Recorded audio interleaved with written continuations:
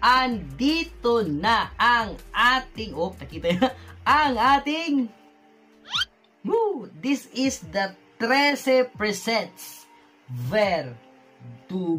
Okay, so ito yung kwento ng kapatid ni 13. Hindi ko pa dadalhin kasi ako pang muna magbabasa, no, bago yung mga estudyante ko.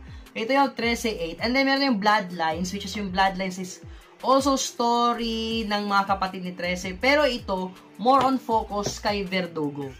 So, si Verdugo,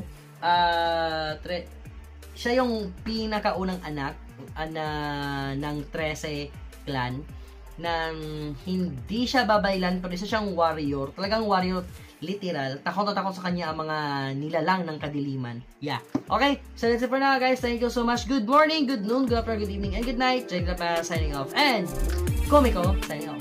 Bye!